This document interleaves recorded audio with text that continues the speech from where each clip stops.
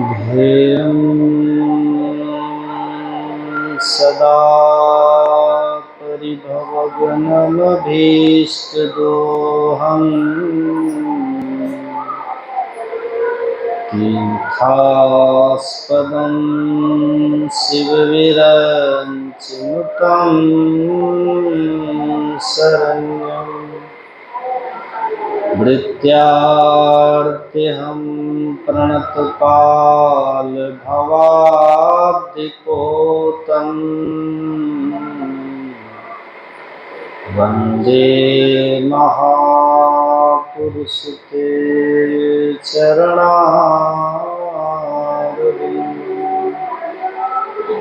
अखण्डानन्दबोधाय शिष्यसन्तापहारिणे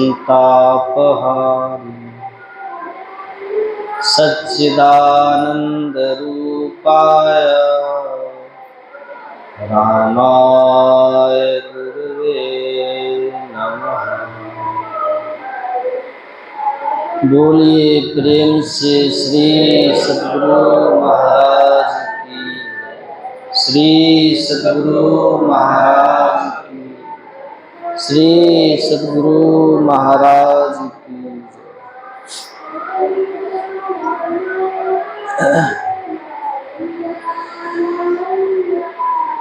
परमाराध्य सद्गुरु महाराज के चरणों में नमन। पूज्य पाद स्वामी लखन बाबा के पावन चरणों में नमन।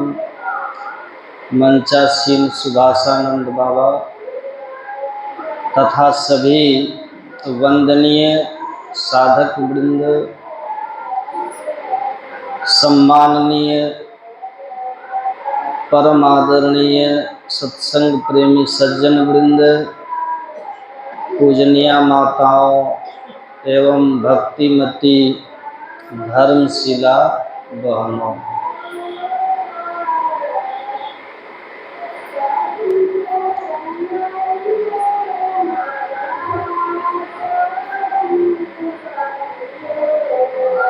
प्रातः काल के सत्संग में हम लोग सुन रहे थे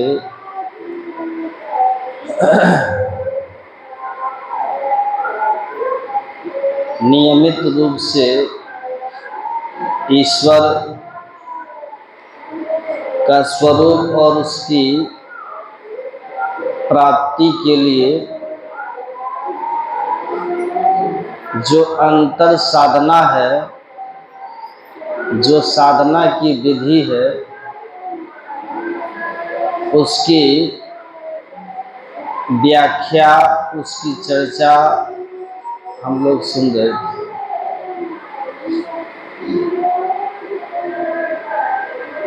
और अभी साधना में सफलता के लिए साधक के अंदर क्या योग्यता होनी चाहिए जिससे हम सफल हों,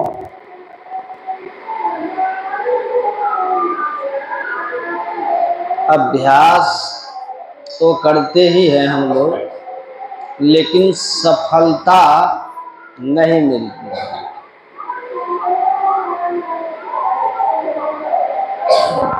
तो सफल होने के लिए किन किन सद्गुणों की जरूरत है, कैसी योग्यता हमें होनी चाहिए, हमारा व्यक्तित्व कैसा हो, हमारा जीवन कैसा हो, इसी की व्याख्या है। आज जो पाठ हुआ है, इस पाठ में विभीषण भगवान श्री राम से कहते हैं, युद्ध भूमि में है, जब सामने रावण है, नाथ नरक के ही कहते हैं, आपके पास न रथ है 9 आपके पैरों में जूते हैं। विभीषण कह रहे हैं राम से।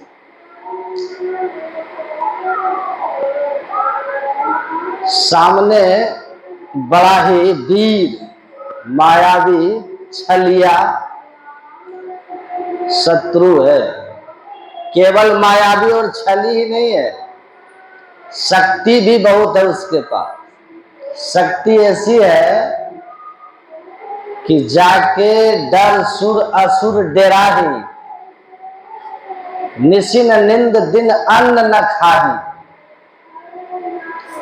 जिनके डर से देवता और दानव दोनों कांपते हैं, रावण के डर से, और इतना भयभीत रहते हैं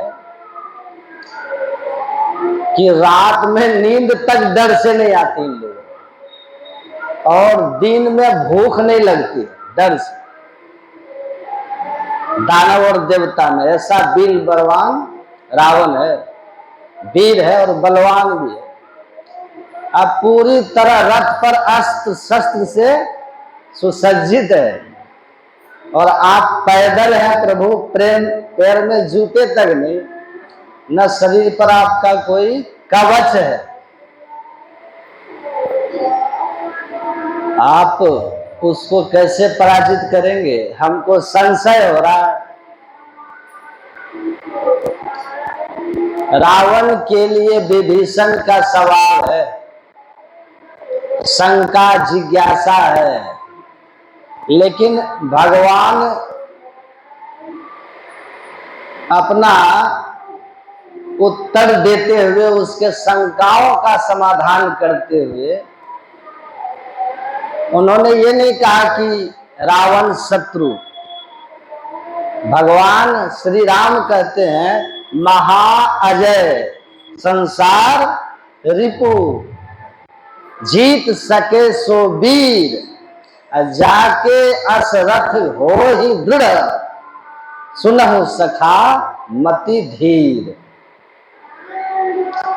भगवान श्री राम कहते हैं विभीषण से, महाअजय संसार रिपु, जीत सके सो वीर। देखिए, सबसे 9 जीतने जैसा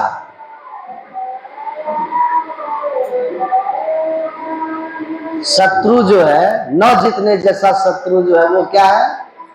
संसार है। इसको जो जीत लिया वो वीर है।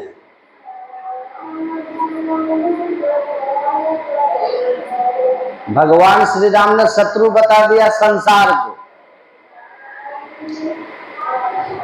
इस संसार में रावण से भी बड़े बड़े आए, बलि विक्रम बेनु दधीची गए। कौन कौन आए और चले गए? सुन रहे सब, सुन रहे हैं? कौन कौन आए और चले गए? और हम लोग इस संसार से पार नहीं पाए, कोई पार नहीं पाया इस संसार से। तो भगवान श्री राम कहते बहुत छोटा शत्रु है ये रावण। मैं जिस रथ पर सवार हूं वो आपको दिखाई नहीं दे रहा विभीषण जी। अब मैं जिस रथ पर हूं वह धर्म रथ है। जिस रथ पर सवार होकर विजय मिलती है वह धर्म रथ है, जो रावण के पास नहीं। सखा धर्म में असरथ जाके, अजीतन कह कतहु रिपु ताके। मैं ऐसे रथ पर सवार हूं जिस रथ का नाम धर्म रथ है, और इस रथ पर जो भी सवार होगा उसको संसार में कोई जीतने वाला कहीं नहीं है।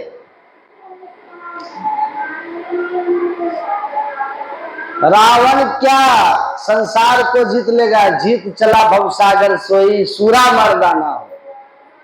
भवसागर जीत लेगा जिसमें रावण जैसे कितने बुलबुले बनते और बिगड़ते हैं।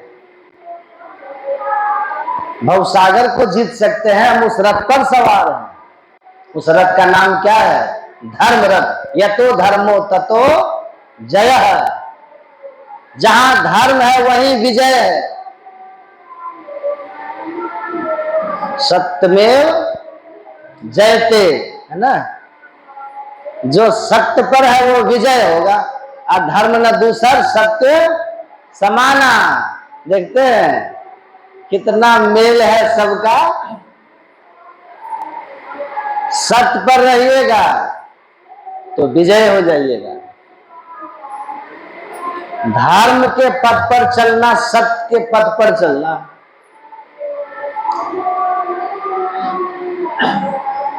तो धर्म के रथ पर सवार विजयी होता है।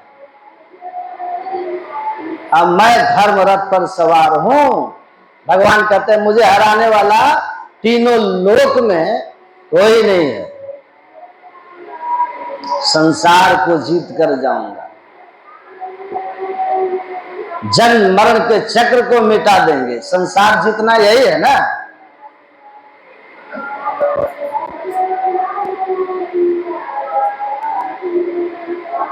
हम सबके अंदर में एक रावण है कि नहीं? सबके अंदर। और उस रावण से हम लोग लड़ रहे, और उस रावण को जो मारा ना वो संसार को जीत लिया। और उस रावण का नाम क्या है? मन। मन के जीते जीत है। संत सुखी मन जीती हो। ये रावण है अपने अंदर में मन। भगवान श्री राम उस रावण से लड़े थे, हम लोगों को अपने रावण से लड़ना। ये गीत गाते हैं ना, अब घर घर में रावण बैठा। मुझे लगता है कि ये रावण सबके अंदर में सब दिन से बैठा हुआ है। सबके अंदर में मन। काया गढ़ कनक मन रावना मद है, कुमति कुंभकर्ण मद मस्त रहता। मेघनाथ गर्भ है गर्जी बातें करे, सुन बेमूढ़ फिर होत पाता। कहे दरिया इन्हीं कुलनासिया, दया मंदोदरी कहे बाता। दरिया साहब कहते हैं कि ये शरीर जो है ना कायागर कनक, यही शरीर आपका सोने की लंका है। कितना बहुमूल्य शरीर है हम लोग का, कितना महंगा शरीर है। सुर दुर्लभ कहा ना, भगवान हम कहते हैं देव दुर्लभ है ये। इसमें मन रावणा मद है। ये जो हमारा मद मस्त विषय मस्त, ये जो मन है ना हम लोगों का, ये क्या है? अहंकार ग्रस्त मन है ना हम लोग का, यही रावण है। यही रावण है। और इसी रावण तो हम लोग को पटक पटक करके, यही रावण तो संसार में चक्र में फंसा के रखा है ना। मन माली तन बाग लगाया, चलत मुसाफिर को बिल माया, विष के लडुआ देत खिलाई, लूट लिंग मारग पर हाथ। लूट तो यही लेता है ना हमको। देव दुर्लभ मनुष्य शरीर मन लूट लेता है। एक मन हमको लूट लेता है। ये देव दुर्लभ मनुष्य शरीर हमसे निकल जाता है। सोने की लंका में आग लगा देता है ये मन। वहां तो हनुमान जी लगाए थे ना। हमारा मन इस शरीर रूपी सोने की लंका में, मन रूपी रावण इतना खतरनाक है कि हमारा जीवन दुखी करके रखता है ये मन। लेकिन हम लोग रावण से बहुत प्रेम करते नहीं करते हैं कि नहीं? जो मन कहता वही सुनते हैं। कभी जीत पाइएगा? शत्रु से लड़ना होगा ना, संघर्ष करना होगा। इसीलिए संत कबीर साहब कहते हैं, ध्यान से सुनिए, जिस शत्रु से तुम्हारी लड़ाई है ना, जिस रावण से तुम जूझ रहे हो, उस रावण से ज्यादा खतरनाक है उस रावण से। क्योंकि वो रावण लंका में बैठा था, ये लंका में तुम्हारे भीतर बैठा हुआ है। भीतर बैठा हुआ। और क्या, थोड़ा सा ढील हुआ कि शत्रु घर में है तो बात तुरंत करेगा बात। आप हल्का असावधान हुए कि उसका हमला हुआ। इसलिए संत कबीर साहब कहते हैं, साध संग्राम है विकट बेड़ामती, सती और सूर की चाल आगे।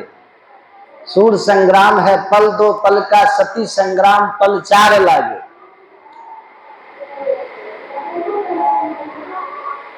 साध संग्राम है रैन दिन जूझना, देह पर्यंत का काम भाई। कहे कबीर तुक बाग ढीली करे, पलटी मन गगन सो जमिया।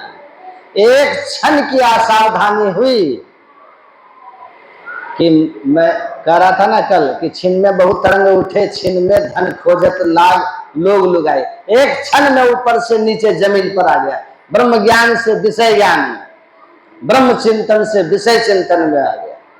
एक क्षण की असावधानी हुई, सावधानी हटी और दुर्घटना घटी। तुरंत दुर्घटना हो जाए। तो धर्म रथ पर सवार हो जाइए तो विजय हो जाइएगा। रावण मरेगा, रिपु मरेगा, आप भव सागर को जीत जाएंगे, आपका विजयादशमी हो जाएगा। अभी हम लोग कहाँ हैं? नवरात्रि में, है ना? 9 द्वार वाला इस शरीर में जो है, कहाँ है वो? नवरात्रि में। इस स्थूल दृश्य पिंड तोर भरा अंधकार घोर, रात्रि अंधकार। हम लोग कहाँ है अभी? अंधकार में। अंधकार में रहेंगे तो नवरात्रि में रहेंगे, और असार गार अंधार घट में ताते दुख अपार है, दुख लगा रहेगा। और अंधेरे में दुश्मन को देख पाते हैं आप? घात लगा के बैठा है, आप देखते हैं, हमला करेगा, मार देगा कि नहीं मार देगा? अब प्रकाश में चले गए तो 10वें द्वार में चले गए, विजयादशमी हो जाए। हमारे एक कह रहे थे कि हमको एक जगह गए थे दिखाने, तो बोले कि आप के कुछ ग्रह जो है ना आपका उल्टा पुल्टा चल रहा है, तो आप 9 ग्रह शांति पाठ करवा लीजिए तो सब कुछ आपका ठीक ठीक हो जाएगा। 9 ग्रह पाठ करवाइए। अब देखिए, उनको पैसा अमीर लोग ज्यादा सुनता है, पंडित और ज्योतिषी का, ठीक है, सुनता है ना, क्योंकि वो कुछ करना नहीं चाहते अमीर लोग। उनको होता है कि पैसा दे दो, हमारे बदले आप कर लीजिए, हम ठीक ठाक रहें। और संत महात्माओं से थोड़ा वो दूर भागते हैं अमीर लोग। क्यों? कि साधु संत के पास आइएगा तो वो कहेंगे कि कुछ नहीं, सब तुमको ही करना होगा, तुम ही को करना, आप ही को होगा, है कि नहीं? अम्रपाली ने कहा भगवान बुद्ध से कि भंते, ध्यान भजन नहीं कर पाती हूं, मन नहीं लगता, मेरे बदले आप गुरु हैं तो कुछ आप ही मेरे बदले भी भजन कर लिया करें। भगवान बुद्ध ने कहा हाँ बेटी जरूर, बस एक काम करना, आजकल मेरे कुटिया में तेल घट गया है, तो एक अतिरिक्त दिया, एक एक्स्ट्रा दिया आप अपने कुटी में जला देना, ताकि मेरा घर रोशन हो जाए, मेरी कुटिया भी रोशन हो जाए। तो क्या कहा अम्रपाली ने? आम्रपाली ने क्या कहा कि मैं वैशाली में अपने महल में दिया जलाऊंगी तो बेनूगढ़ में आपका कुटिया कैसे प्रकाशित हो जाएगा, वो तो बहुत दूर है। भगवान बुद्ध ने कहा जैसे मेरे ध्यान करने से तुम्हारे अंदर उजाला हो जाए, उजाला हो जाएगा।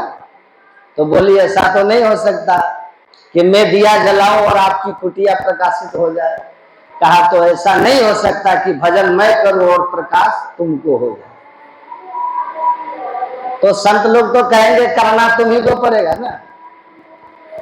9 द्वार में फैली हुई चेतना की धारा बिखरी होती है। मानस जप मानस ध्यान के बाद जो दृष्टि योग की साधना करते हैं, छठदम शील विरति बहुकर्मा निरंतर सज्जन धर्मा, ये दृष्टि योग बिंदु ध्यान की साधना जो करते हैं, तो दृष्टि की युगल धारें 10वें द्वार में जाकर के जब एक बिंदुता पर केंद्रित होती है, तो समस्त इंद्रियगत चेतन की धारें बिखरी हुई हैं, वो सिमट करके 10वें द्वार में आ जाती है। और इस तरफ फैली हुई शक्ति को जो समेट लेता है 10वें द्वार में, वह अंधकार से प्रकाश में चला जाता है, वह इंद्रिय जय होता है, वही वास्तव में शक्ति की उपासना कर रहा होता है। ये असली शक्ति की उपासना है। बिंदु नाद महालिंगम शिव शक्ति निकेतनम देहम शिवालयम प्रोक्तम सिद्धिदम सर्वदेही नाम। तो संत मत में वास्तव में जो या देवी सर्वभूतेषु शक्ति रूपेण संस्थिता, वह देवी चैतन्यमयी देवी जो सभी के शरीरों में स्थित है लेकिन फैली हुई है, और इसलिए हम लोग कमजोर हैं, अब परबस है। इस तरह की साधना करने से शक्ति जागृत हो जाती है, और ये शक्ति की वास्तविक उपासना है बिंदु ध्यान और नाद ध्यान। जो करते हैं बड़े महामहिमा है, उनकी महिमावान है। तो शक्ति की वास्तविक उपासना इस तरह से करनी चाहिए जिससे हम विजयादशमी मनाएं 10वें द्वार में। देखिए 9 ग्रह शांति कितनों करा लीजिए, 9 द्वार में रहिएगा ना तो झंझट ही रहेगा, है कि नहीं? झंझट रहेगा, दुखी रहिएगा, आप दाएं विपदाओं से आप परेशान हो जाइएगा, आप दाएं विपदाएं आपको घेरे रहेगी। कितनों 9 ग्रह शांति 10वें द्वार में जाइए, 10वां द्वार में प्रवेश कीजिए, सब आफत खत्म हो जाएगा, सब ग्रह अपने आप शांत हो जाए।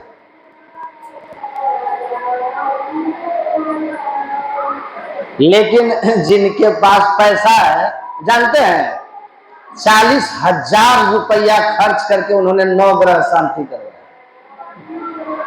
40,000 रुपया। बाद में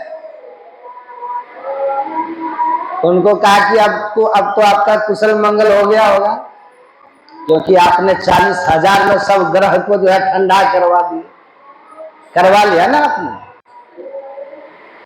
तो कहता कहां कुछ फर्क पड़ता है?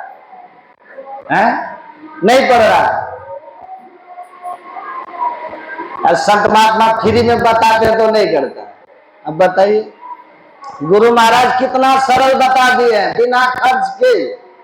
गुरु गुरु कल्प बिटप गुरु गुरु में ही जप, गुरु जाप जपन साचो तप सकल काज सारणम। कहते हैं गुरु मंत्र को आप जपिए, कल्प वृक्ष की तरह सब कार्य सिद्ध कर देगा ये। नित्य प्रति सत्संग कर ले प्यारा तेरा कार सरे सारा। इतना सरल सरल उपाय बता दिए हैं, तब इतना छोटा काम नहीं होता हम लोगों से, क्योंकि पैसा है ना, चाहते हैं पैसा से शांति खरीद ले। और दुनिया में आज तक कोई दुकान नहीं बना जो शांति खरीद सके। जवाहरलाल नेहरू लिखते हैं डिस्कवरी ऑफ इंडिया में कि जब से सृष्टि बनी है तब से the crown of emperors have been bowing down before the feet of saints। जब से सृष्टि है तब से सम्राटों के मुकुट फकीरों के चरणों में झुकते रहे हैं। इसीलिए झुके हैं कि दुनिया का सबसे जो कीमती संपत्ति है ना, उसका नाम है पीस, शांति, जिसके लिए इवन द एम्परर्स और बेबस, जिसके लिए सम्राट भी भिखारी है। सम्राट भिखारी है, जिस शांति के लिए अगर पैसे से मिलता तो वो बाजार से खरीद लेते। पीपा जैसा राजा रविदास के चरण में जाके नहीं झुकता, क्योंकि ये जो शांति है ये संतों के पास है। इसलिए संत को कहा क्या गया है, सत विकार जित अनग अकामा अचल अकिंचन सुचि सुख धामा। सुख के धाम है, शांति यहां है उनके पास।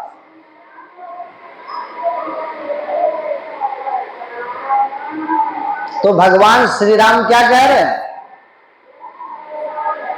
संसार रिपु मन रूपी शत्रु रावण जो कहिए है ना, मन रूपी रावण, इससे जीतने का उपाय बता रहे हैं भगवान।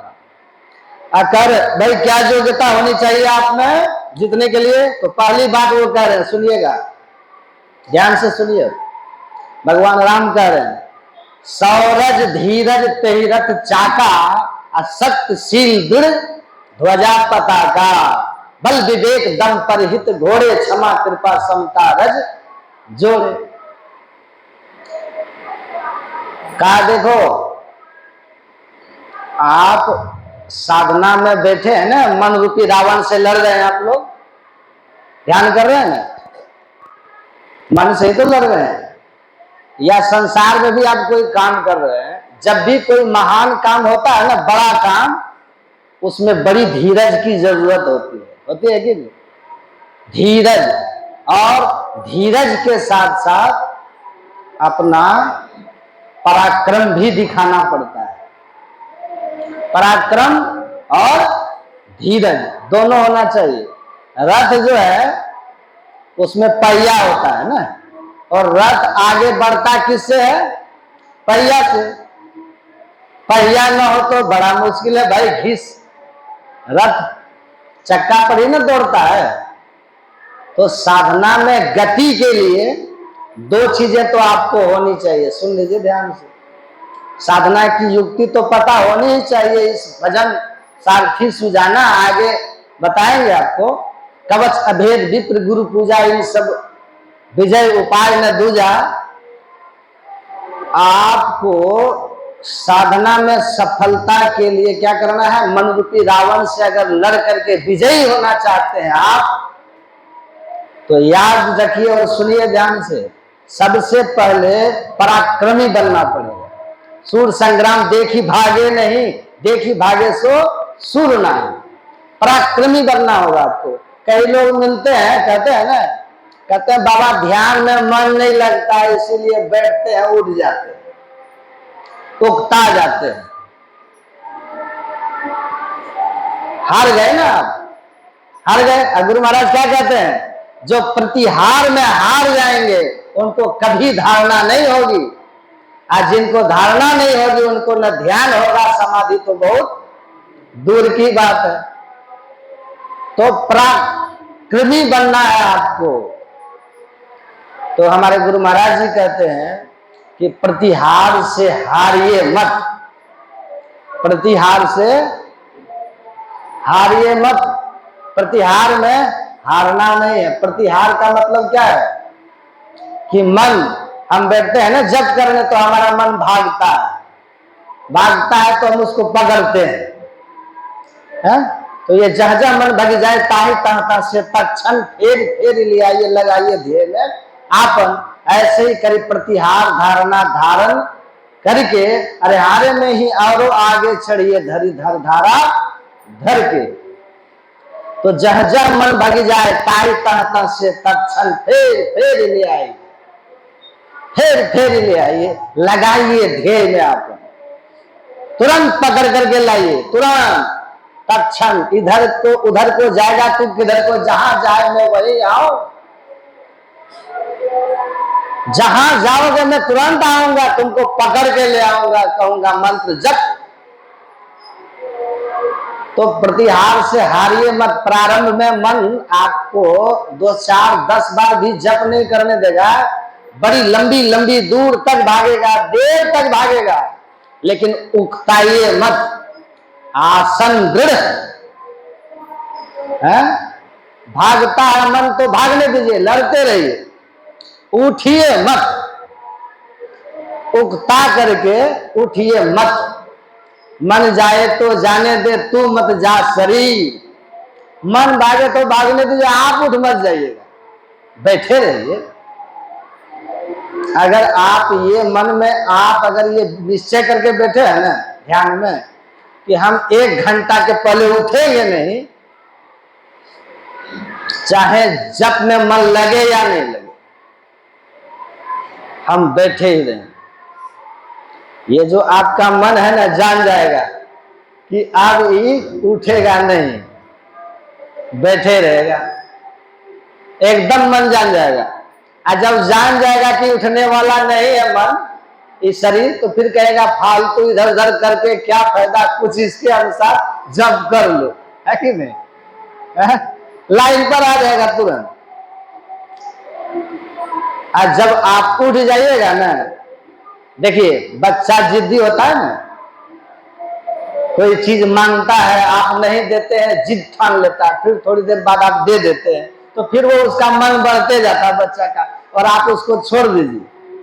आज बेटा रो लो जितना रोना है ना, कितनों रो चिल्लाए, आप ठान लीजिए कि इसका जिद हम नहीं पूरा करेंगे। आज 2-4 दिन के बाद आप देखिएगा बच्चा वो ऐसा जिद अब नहीं करेगा जिसमें संभावना नहीं है पूरा होने की। लाइन पर आ जाएगा बच्चा। मन भी बिगड़ा हुआ बालक की तरह है, इसको ठीक करना है, सुधारना है, तो हमको मन के मते न चालिए, मन के मत से मत चलिए, मन के मते अनेक, जो मन पर असवार है सो साधु कोई एक। तो पहली बात यह है कि आप आसन बैठिए तो निश्चय करके कि भाग जितना भागना है, उठेंगे नहीं, उठेंगे। इसलिए हमारे गुरु महाराज कहते हैं समय बांध बांध करके बैठो। बाबा देवी साहब ने क्या कहा था?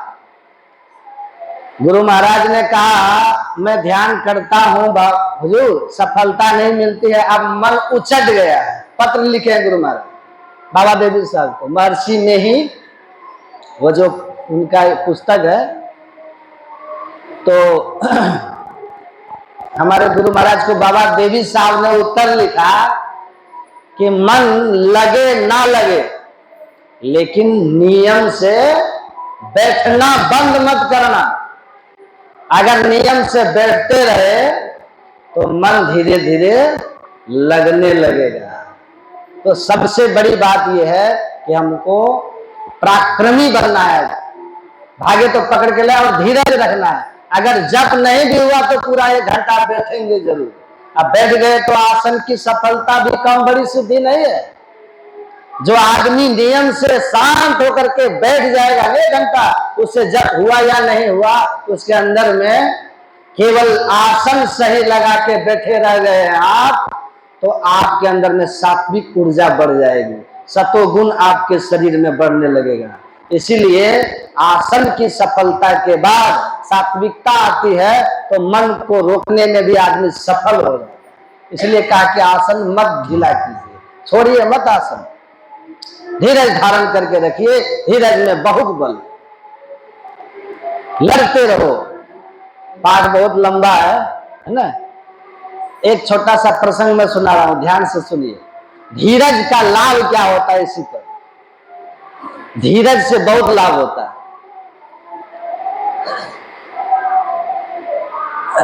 पूरे जोश में बैठिए, ध्यान में उत्साह पूर्वक बैठिए और गुरु महाराज का भरोसा करके बैठिए, समझ रहे ना। और एकदम मन लगे या नहीं लगे, जप हो या नहीं हो, धीरज नहीं खोना है। सुन महल में दिए ना बारिले, आशा से मत डोल रे, आशा नहीं छोड़िएगा, धीरज धारण करके रखिएगा। एक बार सुनिएगा, एक बार प्रसंग है, किसी ग्रंथ का नहीं है। एक बार भगवान इंद्र जो है, इंद्रदेव ने संसार के लोगों पर नाराज हुआ। इंद्र नाराज हुए तो उन्होंने कहा कि रुक जाओ, हम ऐसी व्यवस्था करते हैं कि जब द्वापर में नाराज हुआ था, तेज वर्षा की थी, तो कृष्ण आकर के रक्षा कर लिया था गोवर्धन उठा के। इस बार हम कुछ ऐसा करेंगे, इंद्र सोचता है ऐसा कुछ करेंगे कि गोवर्धन उठाने की बातें नहीं होगी, कोई कृष्ण बचा ही नहीं पाएंगे। क्या करेंगे? कहा हम वर्षा ही नहीं करेंगे, जाओ। अब पहले कोई व्यवस्था थी नहीं सिंचाई की, तो कहा भूखे मरेगा लोग, खेत खराब हो जाएगा, उपज नहीं होगी, भूखे मरेगा, तब ये लोग हमारे सामने सरेंडर हो जाएगा, समझे? तो कहा कि 12 वर्ष वर्षा नहीं हो, मैं अब होने ही नहीं देंगे। उनकी धर्म पत्नी ने कहा, इंद्र की पत्नी ने, कि आप करें वर्षा नहीं होने देंगे। अब भगवान शंकर की मौज हुई और डमरू बजाने लगे तो वर्षा तो हो जाएगी, क्योंकि शंकर जब नृत्य करते हैं तो डमरू बजाते हैं, वर्षा हो जाती है। तो आपका तो प्लान थे, अब वो बड़े हैं, महादेव हैं। तुरंत इंद्र ने आराधना करके महादेव को प्रसन्न किया, कहा वर मांगो, तो कहा कि 12 वर्ष डमरू नहीं बजाइएगा, यही आशीर्वाद दीजिए। इंद्र ने कहा वर में यही दीजिए कि 12 वर्ष डमरू नहीं बजाइए। तो भगवान ने कहा ठीक है, डमरू नहीं बजाएंगे, जाओ मस्त रहो। अब 3 साल 4 साल बीत गया और धरती पर हाहाकार, वर्षा नहीं होगी, भविष्यवाणी हो गई, आकाशवाणी हो गई है, वर्षा बंद है। माता पार्वती ने कहा आप भी जो है ना, जो मन सो किसी को बोल देते हैं, किसी को कुछ भी वरदान दे देते हैं, सोचते नहीं है कि इस वरदान का क्या परिणाम होगा। ऐसे भस्मासुर को वरदान दे दिए, आप ही को खदेड़ दिया। अभी इंद्र को वरदान देके सबको परेशान कर दिया। क्या हाल होगी जीव का, धरती पर चल के देखिए और अपने ऊपर विचार कीजिए कि आप कैसे। भगवान शंकर माता पार्वती के साथ भेष बदल के धराधाम पर आए और आकर के जो है देखते हैं कि एक जादव जी भैंस को रगड़ रहे। कहा कि क्या कर रहे हो? भगवान शंकर ने कहा क्या कर रहे हो? कहा भैंस रगड़ रहे। कहा सुख है, 12 साल वर्षा नहीं होगी। कहा कि नहीं होगी मालूम है, लेकिन हम भैंस को रगड़ना छोड़ दिए तो 12 साल के बाद तो वर्षा होगी भी जाएगी, तो हम भैंस को रगड़ेंगे कैसे? तो भैंस जो है रगड़ रहा हूं। पुराने जमाने के यादव से अब तो भाई मुख्यमंत्री हो रहे हैं, नहीं तो कहानी है, इसको अदरवाइज नहीं लीजिएगा। तो वो रगड़ रहे थे भैंस। कहा कि 12 साल बाद वर्षा होगी तो पानी होगा, तो आदत नहीं रहेगी तो रगड़ेंगे कैसे? इसीलिए अभ्यास बनाए रखने के लिए हम अपना हाथ घुमा रहे हैं भैंस में। कहा कि हाँ बाप रे बाप, मान गए जी। थोड़ी देर और गए आगे दूर तो देखते कि किसान हल चला रहा। कहा कि अरे 12 साल वर्षा नहीं होगी तो हल चला रहे हो, बीज डालोगे बीज सड़ जाएगा। कहा मालूम है 12 साल वर्षा नहीं होगी, लेकिन अगर हम 12 वर्ष तक हल चलाना छोड़ के बैठे रहे तो आदत ही छूट जाएगी। मैं बीज नहीं डालूंगा, लेकिन हल चलाते रहूंगा ताकि मुझे हल चलाने की, बैल को हल खींचने की आदत रहे, अभ्यास बना रहे, नहीं तो भूल जाएंगे। कहा हाँ ये बात तो सही है। थोड़ा और आगे गए तो देखा सूखे हुए तालाब में एक मछुआ जो थे वो जाल फेंक रहे। कारे सूखे में जाल फेंक रहे, उसमें क्या मिलेगा जी? 12 वर्ष वर्षा नहीं होगी मालूम है? कहा मालूम है, इंद्रदेव ने घोषणा कर दिया 12 वर्ष वर्षा नहीं करेंगे, तो उससे क्या? तो सूखे में जाल फेंक रहे हो। कहा 12 वर्ष के बाद वर्षा हुई, फिर तालाब में मछली भरा और हम 12 साल बैठे रह गए तो अभ्यास छूट जाएगा, तो जाल हम थोड़ी फेंक पाएंगे। तो अभ्यास बनाए रखने के लिए हम जाल फेंक रहे। तो माता पार्वती कहती है भगवान शंकर को कि 4 साल हो गया, डमरू आप भी नहीं बजाए हैं, ऐसा नहीं हो कि 12 साल बाद भूल जाइए, भूल जाए। और जब भूल ही जाएंगे तो बजाएंगे क्या खाक? तो भगवान शंकर जो है इन लोगों का कॉन्फिडेंस देख करके, इन लोगों का धीरज देख करके भगवान शंकर का कॉन्फिडेंस हिला, है ना। और वो अपना डमरू निकाल करके माँ पार्वती कहते थोड़ा ट्राई करके देखिए कि है डमरू का ताल ठीक की छूटा है।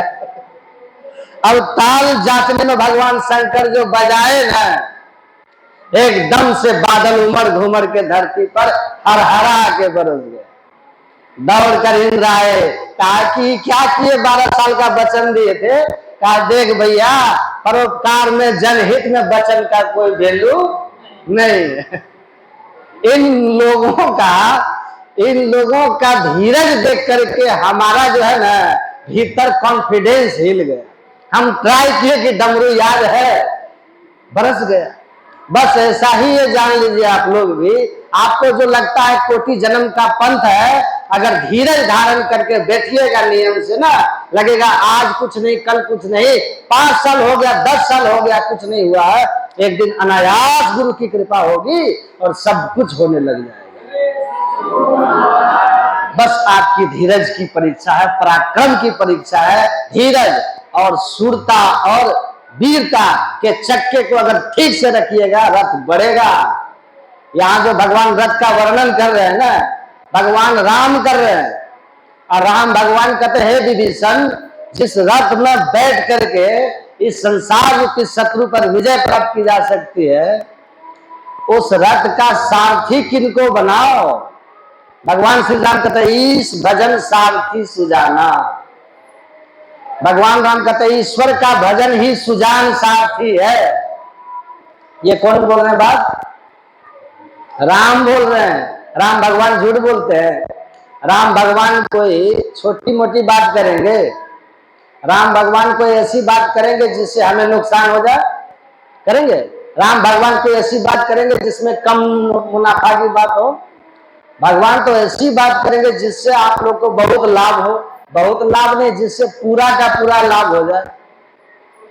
तो भगवान कहते हैं अगर सारथी रथ का बनाना हो ना, तो ईश भजन सारथी सुजाना। ईश किसको कहते हैं? ईश्वर परमात्मा को। ईश्वर का भजन ही सुजान सारथी है।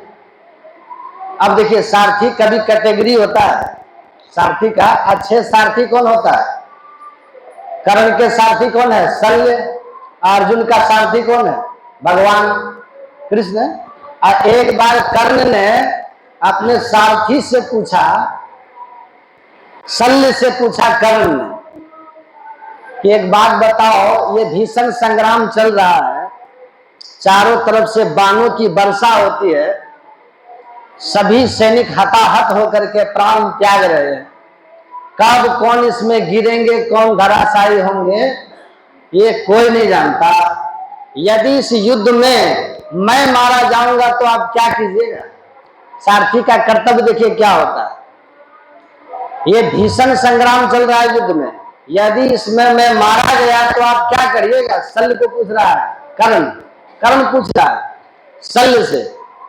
इतना बड़ा युद्ध चल रहा है, शल्य एक दूसरे के प्राण के प्यासे हैं सब। इस युद्ध में कोई किसी का नहीं है। यदि मुझे मार दिया गया, मैं मौत को प्राप्त हो गया, तो आप क्या करिएगा? तो शल्य ने कहा क्या करूंगा? घर चला जाऊंगा। सीधा जवाब था उसका, क्या करूंगा? घर चला जाऊंगा। यही प्रश्न किया अर्जुन ने भगवान श्री कृष्ण से, यही प्रश्न। देखिए सारथी की कैटेगरी कैसे होती है। यही सवाल है अर्जुन का कि प्रभु ये युद्ध चल रहा है, इस युद्ध में यदि मैं मारा गया तो आप क्या करेंगे? सवाल है अर्जुन का भगवान से। ये युद्ध चल रहा है प्रभु, यदि इस भीषण युद्ध में मैं मारा गया तो आप क्या करेंगे? देखिए भगवान कृष्ण का पहला जवाब, सारथी है ना भगवान, इनका पहला उत्तर सुनिए। भगवान कृष्ण कहते हैं अर्जुन, मेरे रहते तुझे कोई मार ही नहीं सकता है। यह है कुशल सारथी, इस भजन सारथी सुजाना। भगवान कहते हैं मेरे रहते तुझे कोई मार ही नहीं सकता। ये कैटेगरी है। उसने क्या कहा? शल्य ने उसने कहा मारेगा तो मैं क्या करूंगा? घर चला जाऊंगा। एक वो भी सारथी है, एक ड्राइवर वो भी है, और एक ये भी ड्राइवर है। ये कहते हैं कि मेरे रहते तुझे कोई मार ही नहीं सकता। और अर्जुन भी कौन नहीं है। अर्जुन कहते हैं मान लीजिए मार दिया तो काम मानने की बात ही कहां है। नहीं, मान लीजिए कि मार दिया तो क्या कीजिएगा। अर्जुन ने जब बहुत आग्रह किया है, प्रेशर दिया है, तब भगवान कहते हैं अच्छा इसका उत्तर सुनना चाहते हो। मान लीजिए कि मार दिया तो क्या कीजिएगा।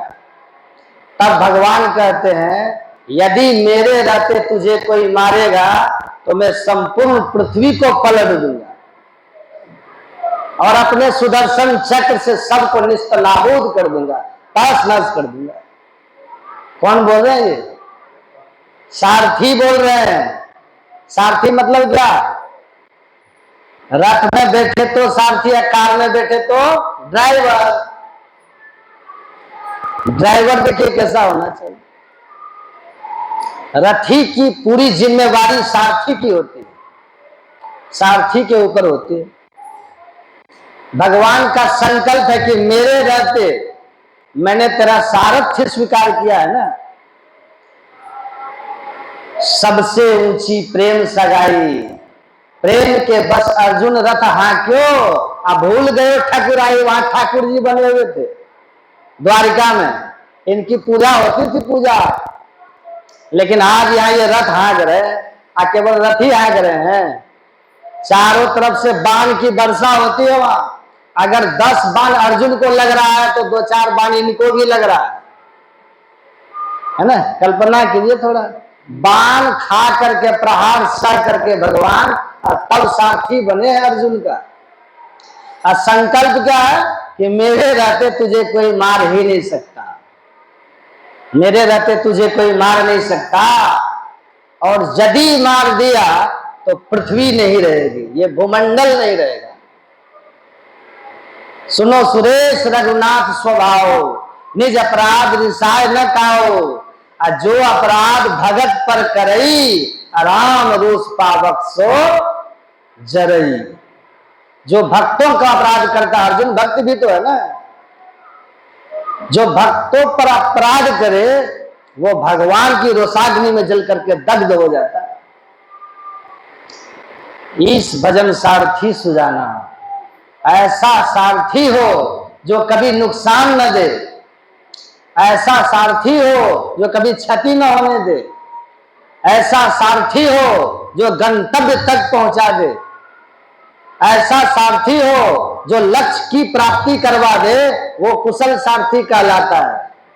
अकुशल सारथी कौन है? ईश भजन। सुन रहे हैं सब?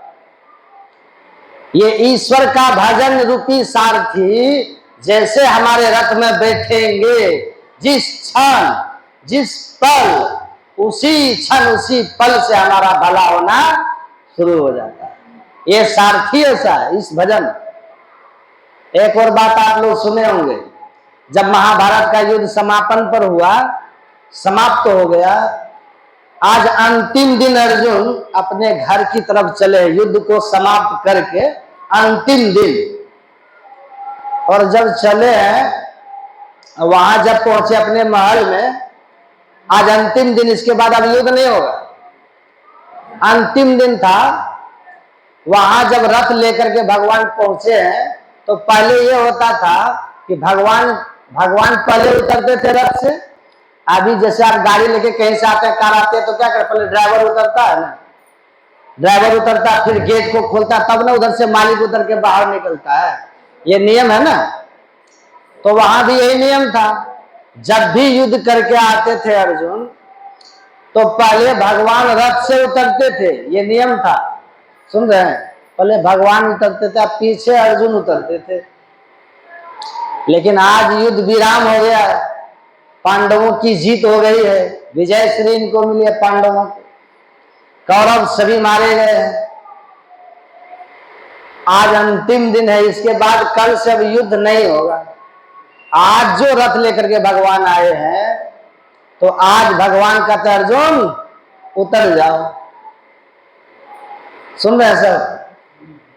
अब पहले क्या होता था? पहले भगवान उतरते थे, आज क्या हो रहा है? भगवान कहते हैं अर्जुन उतर जाओ। अर्जुन आश्चर्यचकित है, ये आज उल्टी रीत कैसे चल रही है, आज ये उल्टी बात कैसे हो रही है। पहले तो प्रभु उतरते थे, पहले तो श्री कृष्ण उतरते थे प्रतिदिन, पर आज हमें कह रहे पहले तुम उतर जाओ, ये उल्टी रीत, ये उल्टी विधा कैसे हो रही है। भगवान मुस्कुरा रहे हैं, पार्थ उतर जाओ। अर्जुन उतरते हैं।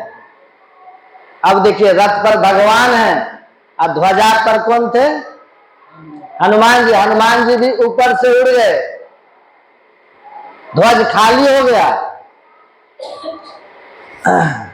उनके ध्वज से हनुमान जी भी हट गए। अब भगवान अकेले बैठे हैं रथ पर।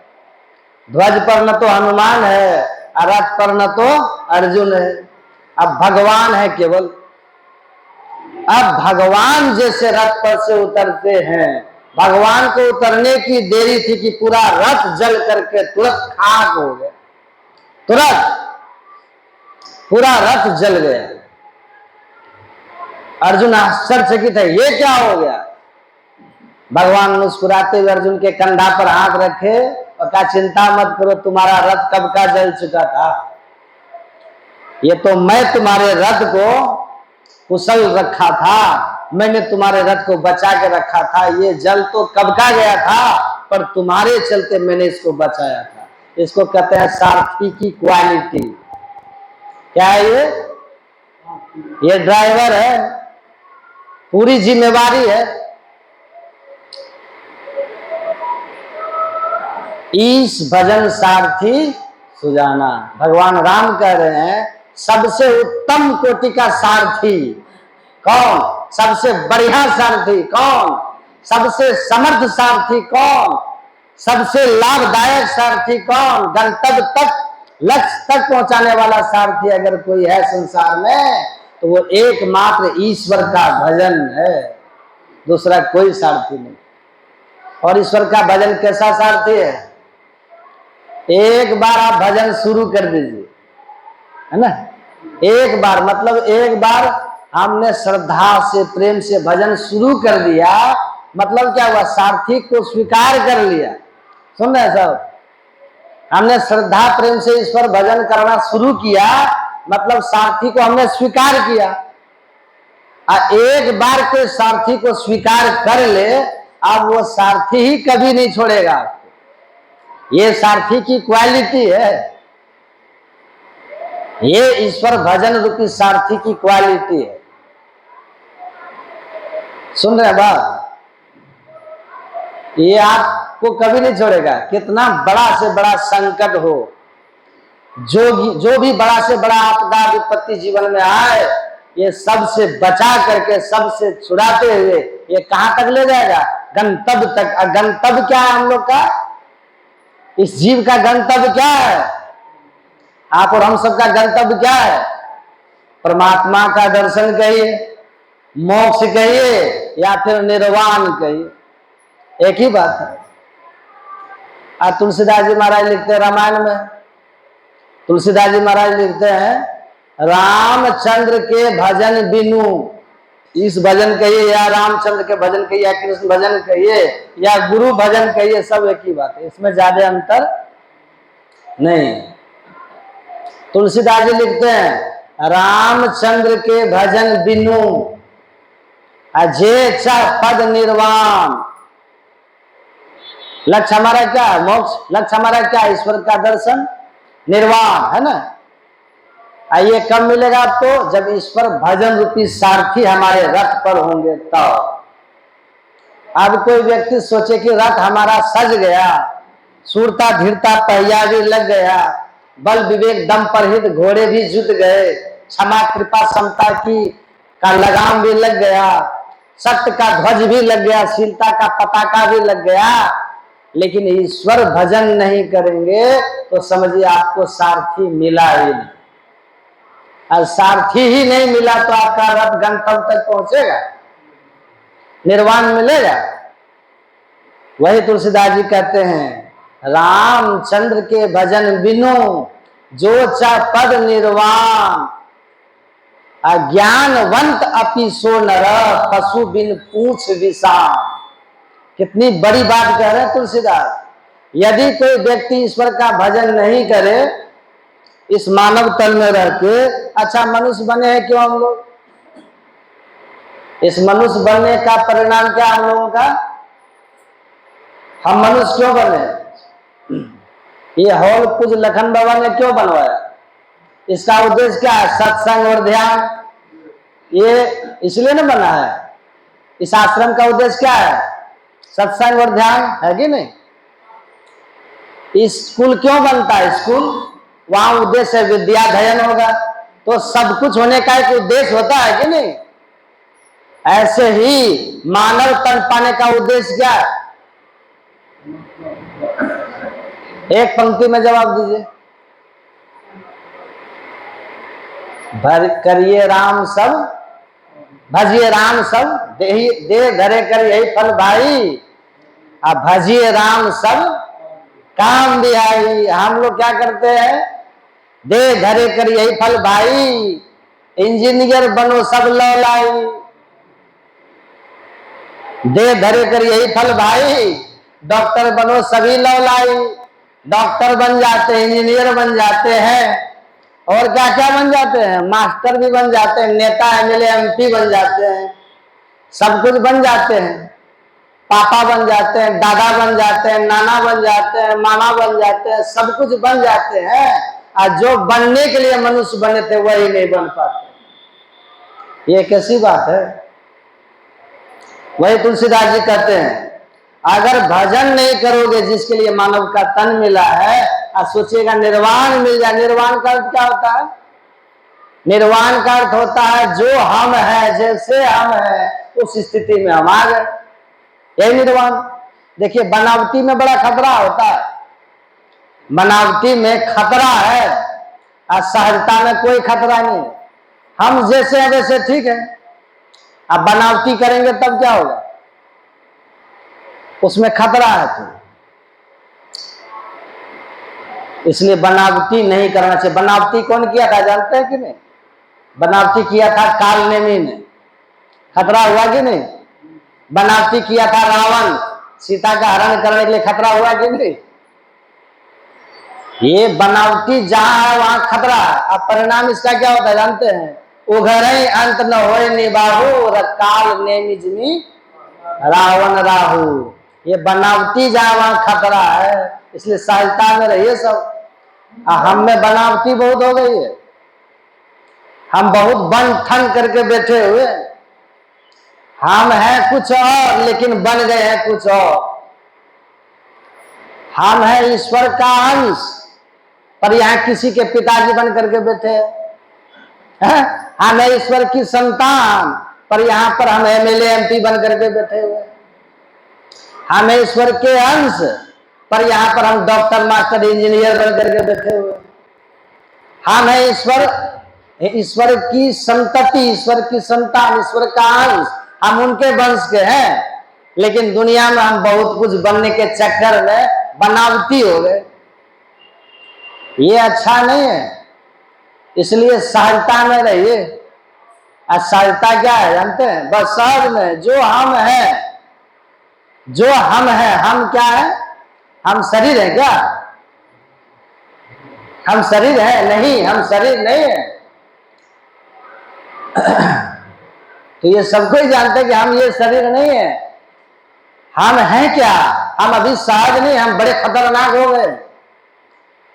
ऐसे ऐसे का संग हम लोगों ने किया है, संग करके बड़े खतरनाक हो गए। सुन रहे कि सब सो रहे हैं? क्या बात है? लोरी सुना रहे हैं क्या? कनेक्शन को काटिए मत, सो के। क्या कह रहे थे? बोलिए तो। हो गया? क्या कह रहे थे? सहज अवस्था। देखिए उंगली की सहजता में कितना गुण है। सहजता में उंगली हमारी सहज है, कितना गुण है इसमें। कलम पकड़िए, आराम से घुमा दीजिए, साइन हो गया। अब पट्टी बांध दीजिएगा तब, अब खतरा पैदा होगा। अब अगर तब साइन करने के लिए बोले तो बैंक में लेगा वो साइन? नहीं, ये गलत हो गया। आप नहीं है, आप खतरा पैदा हो गया कि नहीं? अब पैसा निकलेगा ब्रेन से। अब पट्टी को उतार दीजिए खूब बढ़िया से, जैसे पट्टी उतर गई आप सहज हो गए, सहज जैसे हुआ आपका गुण प्रकट हो जाएगा। ऐसे ही हम जो अभी है ना, हम सहज नहीं है, हम क्या हो गए अभी, हम विकृत हो गए। जैसे उंगली हमारी पट्टी के लगने से विकृत हो गई, इसका गुण विकृत हो गया, ऐसे हम भी विकृत हो गए। कैसे? हम देखते तो हैं पर आंख के खिड़की से देख रहे हैं। किधर से देख रहे हैं? ये खिड़की है, काया कुटिया निराली जवाने भर से, इसमें दो खिड़की लगी है, यही दोनों खिड़की है। हम देखते तो हैं, झांकते तो हैं, पर आंख के खिड़की से झांक रहे हैं। हम सुनते तो हैं पर कान के माध्यम से सुन रहे हैं। हम काम तो करते हैं पर हाथ से काम कर रहे हैं। अच्छा, काम करना का गुण हाथ में है क्या? काम करने का गुण, देखने का गुण हाथ में है। अच्छा, सूंघने का गुण किस में है? नाक में है क्या? चखने का गुण किस में? जीभ में है। एक सवाल हम आप लोगों से करते हैं, आप लोग सही सही जवाब दीजिएगा। आप सपना देख रहे हैं, सपना में आप नीम खा रहे हैं। नीम क्या खा रहे हैं?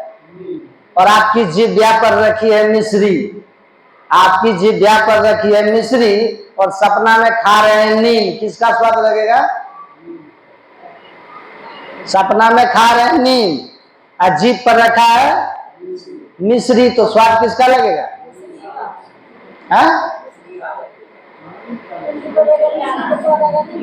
मिश्री का कि नीम का? माहिर हो गए सुनते सुनते ना।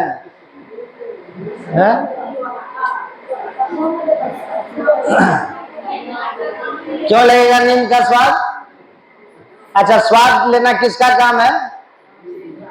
स्वाद लेना काम है किसका? जीभ का।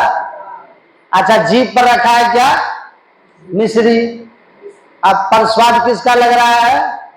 सपना में जो हम खा रहे हैं, हम जो खा रहे हैं जीव, सपना में तो जीव है ना, जीव नहीं, जिव्या अलग है, जीव अलग है, जीवात्मा। तो किसका स्वाद लगा? देखिए, स्वाद लेना काम है जिव्या का, लेकिन जिव्या पर रखी है मिश्री तो स्वाद लग रहा है। जिव्या फेल है कि नहीं? जिव्या काम करती है वहां, मतलब जिव्या है, पर जिव्या के भीतर से स्वाद लेने वाला कौन है? हम हैं। हम स्वाद भी हम ही ले रहे हैं। अब आप विचार कीजिए, जब जिव्या के माध्यम से हम स्वाद ले सकते हैं और स्वाद लेने वाला गुण हम ही में है, तो जब जिव्या नहीं रहेगी तब कैसा स्वाद लगेगा? इसी को संत कहते हैं, श्रवण बिना धुनि सुने, नयन बिनु रूप निहारे, रसना बिनु चरे, प्रशंसा बहु विस्तारे, नृत्य चरण बिनु करे, हस्त बिनु ताल बजावे, अंग बिना मिली संग बहुत आनंद बढ़ावे, बिनु शीश नवे जहां सेव्य को, बिनु शीश नवे जहां सेव्य को, सेवक भाव लिए रहे, मिली परमात्म सो आत्मा, पराभक्ति सुंदर कहे। ये पराभक्ति है, पराभक्ति करने वाले के साथ ये घटना घटित होती है और उसी को कहते हैं निर्वाण। सहज में आ जाना, अपनी सहज अवस्था में आ जाना, उसी को क्या बोलते हैं? निर्वाण। अभी सहज नहीं है, अभी बड़े खतरनाक हम लोग हैं। अभी देखने का कुछ तो देखते हैं, कुछ बोलने का कुछ तो हम बोलते हैं, कुछ सुनने का कुछ तो हम सुनते हैं, कुछ करने का कुछ तो हम करते हैं कुछ। ये सहजता हमारी कब उपलब्ध होगी? जब हमारे रथ पर सारथी होंगे ईश्वर का भजन, तब होगा ये सहजता उपलब्ध। इसीलिए तुलसीदास जी कहते हैं, रामचंद्र के भजन बिनु जो चाह पद निर्वाण। ये सहजता, ये सहज अवस्था। अगर भजन नहीं करते हैं, ईश्वर का भजन नहीं, भक्ति नहीं करते हैं, तब हम चाहते हैं ऐसा होना। सहज, जिस दिन आप सहज हो रहेगा ना, उस दिन आपको संसार में आपके सिवा कुछ दिखेगा ही। मुझे मेरी मस्ती कहाँ लेके आई, जहां मेरे अपने सिवा कुछ भी नहीं, जहां आप ही आप देखिएगा अपने को, वो स्थिति आपकी आ जाएगी। तो ये कैसे होगा? ये होता है जब ईश्वर का भजन रूपी, ईश्वर भजन रूपी सारथी हो, तब भजन करें हम लोग। तब भजन भजन। अब भजन कौन करेंगे? ये ईश्वर भजन रूपी सारथी किनका होगा? कौन करेंगे भजन? मैंने पहले सुना है ना, कोई भगवान कहते, भगवान का खुद भगवान का वचन है, भगवान कहते हैं पापवंत कर सहज स्वभाव। सुन रहे हैं? पापवंत कर सहज स्वभाव, अब भजन मोरी ते ही भाव न काओ।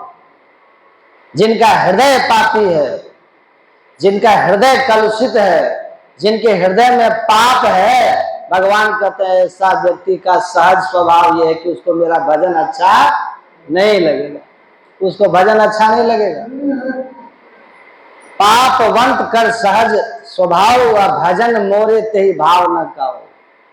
अब भजन किसको कहते हैं? भजन, इस भजन, ईश्वर का भजन कहते हैं किसको? ईश्वर का भजन। देखिए भागवत आप पढ़ेंगे ना, वहां भी 9 प्रकार से कहा गया। रामायण आप पढ़ेंगे, वहां भी 9 प्रकार से भजन करना कहा गया।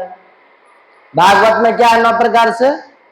वह प्रहलाद जी ने कहा, वेद व्यास जी लिखे हैं, श्रवणम कीर्तनम विष्णु स्मरणम पाद सेवनम अर्चनम वंदनम दास्यम सख्यम आत्मनिवेदनम। ये 9 प्रकार से भजन। समझ रहे हैं? सुन रहे सब? श्रवणम, ये जो अभी सुन रहे हैं ना आप लोग, ये जो बैठ करके सुन रहे हैं, ये सत्संग जो सुन रहे हैं, ये समझिए ईश्वर का भजन हो रहा है। इस भजन, ये भजन चल रहा है अभी। श्रवणम, कीर्तनम, कीर्तनम अभी स्तुति विनती किए थे ना हम लोग, स्तुति विनती करते हैं, संतवाणी हम लोग गाते हैं, भजन गाते हैं, वो भी भजन है, यही कीर्तन है। श्रवणम कीर्तनम और विष्णु स्मरणम, भगवान का स्मरण। अभी जो आप लोग सत्संग सुन रहे हैं ना, सत्संग सुनना, कीर्तन करना और अर्चनम, अर्चना करना मतलब पूजा करना, वंदनम मतलब वंदना करना, सख्यम मतलब भगवान के प्रति सखा का भाव, ये सब जो है, इन सब में कंपलसरी है ईश्वर का स्मरण। सुन रहे सब? अभी आप लोग सत्संग सुन रहे हैं ना, केवल सुनिए नहीं, भीतर भीतर मंत्र का जप भी करिए, ये भजन हो जाएगा। अब हम तो बोल रहे हैं प्रवचन, बोलने में भजन का तार टूट जाता है मेरा, पर सुनने में तार नहीं टूटता। कान से सुन रहे हैं, अब मन से जप करते रहिए, सुनते भी रहिए। इसलिए सुनने का नियम यह है कि आंख से एक तक वक्ता को देखते रहिए, कान से उनके शब्दों को सुनिए, मन से मंत्र का जप करते रहिए। अब भजन भी जब गाते हैं ना आप लोग, भजन जब गाने लगिए तो भजन भी गाइए, और ये प्रयास कीजिए कि भीतर से मंत्र भी चले, और भजन भी गाइए। जिस संत की वाणी आप गाते हैं, ऐसा प्रयास कीजिए कि ऐसा अनुभव हो आपको, हम जिस संत की वाणी को गा रहे हैं, वो संत हमारे सामने खड़े होकर के सुन रहे हैं। ये भावना लाइए, वो भजन हो जाएगा। स्मरण जप कीजिए, हमेशा मंत्र जप करते रहिए। और सबसे बड़ी बात जो प्रहलाद जी कह रहे हैं, आत्मनिवेदनम। आत्मनिवेदनम का मतलब, हम जो आत्मा है, इस आत्मा जो शरीर के बंधन में भी पड़ा हुआ है, पितामह भीष्म कहते हैं, जैसे मूंज के भीतर से सीख निकल जाता है ना, ऐसे ही शरीर के भीतर से जो योगी लोग होते हैं, आत्मा को निकाल लेते हैं। यही है, जब आत्मा देह के बंधन से निकलती है, वो ईश्वर बन जाते हैं, फिर वहीं पर आत्मनिवेदन हो जाता है। मतलब आत्म आरती के भोग लगावे, सेवक से भाव छुटी जावे, हम प्रभु प्रभु हम एक ही होई, द्वंद्व द्वैत रहे नहीं कोई। ये भजन है, ये भागवत के अनुकूल भजन है। तो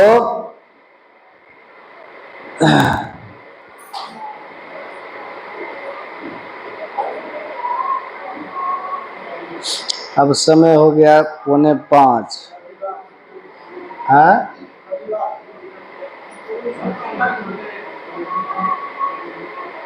ऐसा दिव्य दुर्लभ ज्ञान घर बैठे, दिव्य दुर्लभ ज्ञान, परम कल्याण, परमात्मा की अवस्था तक की यात्रा हम लोगों को सहजता से प्राप्त हुआ है। इसका हम लोग को सम्मान करना चाहिए, है ना। और क्या, ज्यादा कुछ दिमाग नहीं लगाइएगा, गुरु महाराज के बताए हुए ज्ञान के अनुसार चलिएगा। ज्यादा इधर उधर सुनिएगा ना, भटक जाइए। और ये बात बिल्कुल सच्ची है, दो तरह की बात जीवन में नहीं होनी चाहिए। सुन रहे हैं? और प्रत्यक्ष प्रमाण देख लीजिए, किसी का नाम लेने की आवश्यकता नहीं है। प्रायः बड़े बड़े वक्ताओं के द्वारा बड़ा लाभ समाज को होगा, ये हम नहीं कहेंगे कि नहीं हो रहा, लाभ होता है, लेकिन उनके अपने घर के लोगों के संस्कार नहीं बदले। न बालपन में अच्छे पड़े, न बालक में, न बालिका में संस्कार पड़े, किसी में संस्कार अच्छे नहीं पड़े। प्रायः ऐसा देखने को मिल जाता है बड़े बड़े वक्ताओं के। उसका कारण क्या है जानते हैं? उसका एक ही कारण है कि उन महानुभावों के स्वयं के जीवन में परिवर्तन नहीं। जो स्वयं के जीवन में परिवर्तन नहीं ला पाया, वो अपने निकट के लोगों को परिवर्तन क्या ला पाएगा? संभव नहीं। इसीलिए पूज्य पंडित श्री जया प्रसाद जी महाराज कहते थे, श्रवण करना हो तो किसी वैराग्यवान पुरुष से ही श्रवण करना चाहिए, विषय भोगी पुरुष से नहीं सुनना चाहिए, ऐसा वो कहते थे। और ऐसा वैराग्यवान प्रेमी अनुरागी महानुभाव उपलब्ध अगर न हो तो कहते थे मूल ग्रंथ का पारायण करना चाहिए। सत्संग, योग, रामचरितमानस, भागवत, गुरु महाराज का प्रवचन, और अनुभव कीजिए कि हमारा सत्संग हो रहा है, हमारा सत्संग गुरु महाराज जी से हो रहा है, हमारा सत्संग सुखदेव जी से हो रहा है। और कोई प्रेमी अनुरागी वैराग्यवान मिले तो ही सुनिए, सब जगह जाके मत सुनिए, वो मना करते थे संत। और बहुत ज्यादातर टीवी के श्रोता बहुत भटक जाते हैं। टीवी वाला, टीवी के श्रोता है ना, जो कोई टीवी की कथा सुनता है वो बहुत भटक जाता है। इसलिए आप अपने, हम किसी की आक्षेप प्रत्याक्षेप हम नहीं कर रहे हैं, हम ये कह रहे हैं आप स्वयं विचार करो, जिसकी वाणी श्रवण करके आपका मन शरीर संसार से हटे, भगवान की ओर बढ़े, वो कोई महापुरुष, उसकी वाणी आप सुनो। और नहीं तो एक मलुकदास जी की वाणी है, मलुकदास जी एक साखी भी कहे, माया मगन महंत के तुम मत बैठो पास। सुन रहे हैं? भजन सत्संग में मन नहीं है, केवल व्यापार में मगन है तो क्या हो? ऐसे बड़े से बड़े महंत, श्री महंत महामंडलेश्वर जगत गुरु, उसके पास मत बैठो। माया मगन महंत के तुम मत बैठो पास। क्यों? ऐसे मिथ्याचारी के पास मत बैठो, ज्यादा इधर उधर सुनिएगा तो भटक जाइएगा। एक वकील साहब थे, 1 मिनट का प्रसंग करके खत्म करते, वो गुजर रहे थे। एक आदमी तेल का काम कारोबार करते थे, कोल्हू का, बाहर बैठे हुए थे वो आदमी सज्जन। वकील साहब आके कहते हैं कि आप बाहर बैठे हैं, कोल्हू नहीं चला रहे हैं क्या? कहा कोल्हू चल रहा है। कहा कोल्हू कैसे पता आपको चल रहा है? कहा बैल के गले में घंटी बांध दी है। अब बैल जब चल रहा होता है तो घंटी हमको आवाज सुनाई देती है, तो हम समझ जाते हैं कि हमारा कोल्हू चल रहा है, तेल पेरा रहा है। जब रुक जाता है तो जा करके फिर चला देते हैं। कहा कि अच्छा, ऐसा भी तो हो सकता है कि बैल खड़ा हो जाए, गर्दन ही हिलाने लगे, है ना? ऐसा भी तो हो सकता है, वो बैल खड़ा होकर गर्दन हिलाए तो घंटी बजेगी। तो व्यक्ति जो बैठे हुए थे वो बोले कि सुनिए वकील साहब, आप जल्दी निकलिए यहाँ, खाली कीजिए हमारा दरवाजा, कहा कि क्यों? कहा हमारा बैल आपकी तरह वकालत पढ़ा नहीं है ना, आपके संग में कहीं वकालत सुन लिया तो हमारे लिए आफत हो जाएगा, है ना। तो आप निकलिए यहां से, तो उनके संग से बच के रहिएगा। तजो मन हरि विमुखन के संग जाके संग कुमति उपजत है पड़त भजन में भंग। तो कुमति उपजाने वाले लोगों के संग से बच के उनके संग में रहिए। किनके संग में? जो हरि भक्त हैं, गुरु भक्त हैं, सत्संग में, ध्यान में, ईश्वर में, सदगुरु में जो श्रद्धा विश्वास रखते हैं, ऐसे के संग में रहिएगा तो मन नित्य नियमित प्रेरित होगा। तो नित्य नियमित सत्संग और ध्यान अपने घर पर भी कीजिए, यहाँ आश्रम में आकर कीजिए, है ना। लेकिन कीजिए जहां भी कीजिए, पाप कर्म से अपने को बचा के रखिए। सबका मंगल हो, सबका शुभ हो, सबका कल्याण हो। गुरु महाराज की अहत की कृपा आप सब पर बनी रहे। मैं यही शुभकामना, प्रार्थना, दुआ आप सब लोगों के लिए करता हूं। बोलिए श्री सद्गुरु महाराज। अभ्यास 6 बजे से होगा, अंत भला तो सब भला। और हम लोग फिर रात्रिकालीन में ज्यादा से ज्यादा संख्या में आएंगे। और हम लोग कोई बाबा से सुन रहे थे कि सुनी समझाई जन्मोलित मना, यदि कथा को सुन लिए और धारण नहीं किए तो यह जो है हम लोगों का निरर्थक हो जाएगा, सार्थक नहीं होगा। इसलिए सुन करके समझ करके हम लोगों को पढ़ना पड़ेगा। इसलिए जो है हम लोग रात में आएंगे और रात में ही गुरु कीर्तन होगी। हम लोग ज्यादा से ज्यादा संख्या में आएंगे और बाबा से सुनेंगे। फिर यह मौका हम लोगों को नहीं मिलेगा, इसलिए अभी हम लोग आरती करें। श्री सद्गुरु महाराज की